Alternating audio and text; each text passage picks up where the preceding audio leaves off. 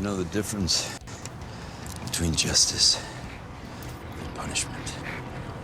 In 2004, Thomas Jane starred as the Punisher in a pretty true-to-form telling of the tale. This Punisher and this Punisher movie certainly felt in line with the Punisher comics and the Punisher from those comics, though admittedly it did feel like it was a little bit sanitized. It was clear to fans of the anti-hero that this was Hollywood's Punisher.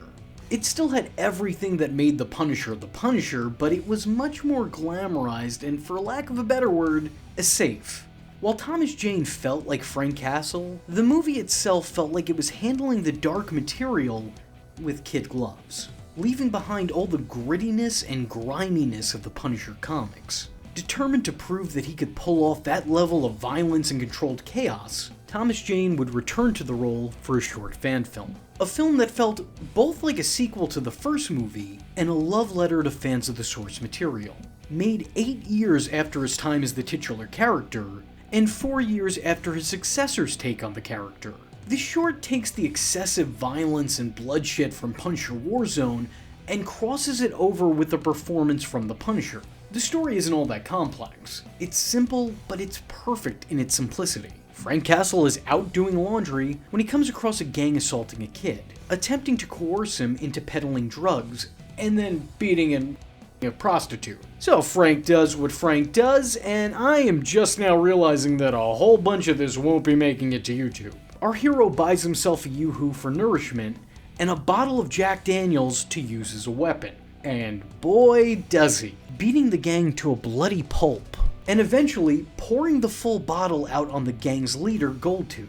He lights a lighter and leaves it lying next to his would-be victim, allowing the woman he wronged to properly punish her attacker. They say 2 wrongs don't make a right, but what they won't tell you is that 2 wrongs sometimes can make a light, apparently. After saving the day, he resumes his schedule and waits patiently for his laundry to finish, passing off his Punisher t-shirt to the kid he saved. Oh, and Hellboy is in there somewhere.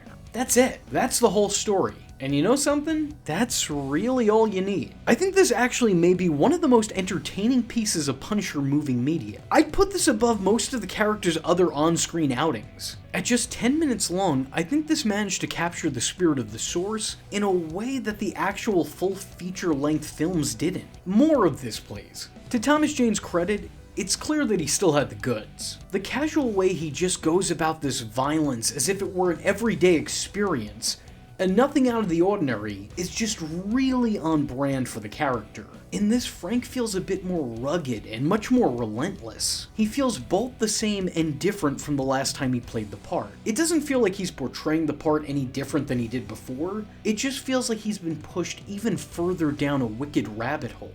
This is the next evolution in that character.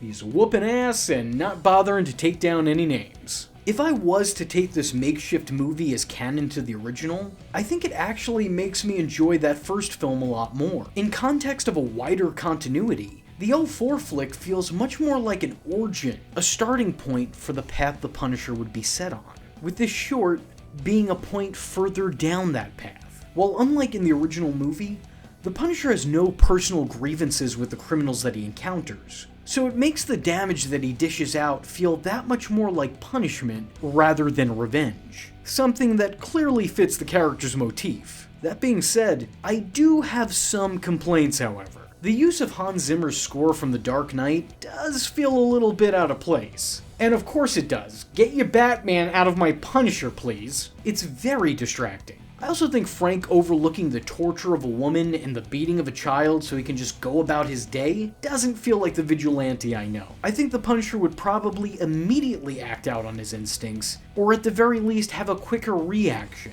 I don't believe he'd need a pep talk from Ron Perlman in a wheelchair, though I get why it was done. The stalling builds up the moment, and we as the audience are anxiously waiting for the Punisher to take action. I just feel like it came at the expense of the character who has never showed hesitation in the past when lives are on the line, or when people's well-beings are at stake. At least, in my opinion. Even with all these issues, I can't sing the praises of the short enough. It's better than I thought it'd be, and truly trumped its predecessor with far less time to do so.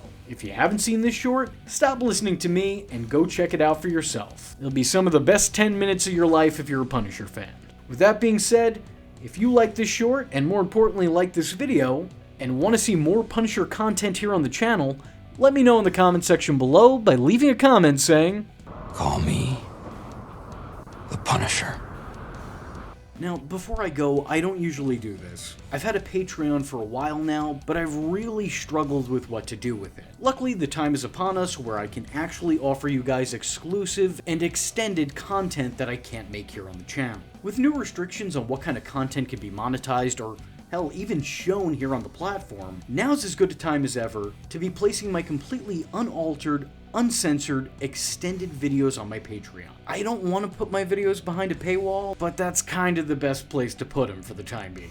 So if there was ever a time to give a stranger money on the internet, well, I would like to think that now is that time. Just so everyone knows, all the money I make off my Patreon goes directly back into the channel. Everyone who donates to the Patreon will not be seen as a fan, but rather a producer of said content. And you will be credited as such in the closing credits here on the channel. So if you have the time and $1 to spare, help a guy out. If you can't, I appreciate your time and attention nonetheless. I am vengeance. I am the night, and that was V Infuso. Just remember, if you're not tuning in, then you're missing out. So, if you like the words that came out of his mouth hole, and you too would like to become a V-generate, don't forget to like and subscribe.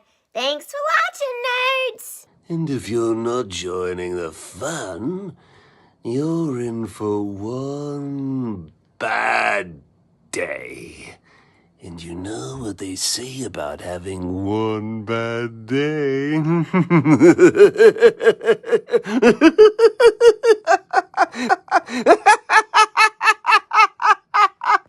Catch him next time. Same bat time. Same bat channel.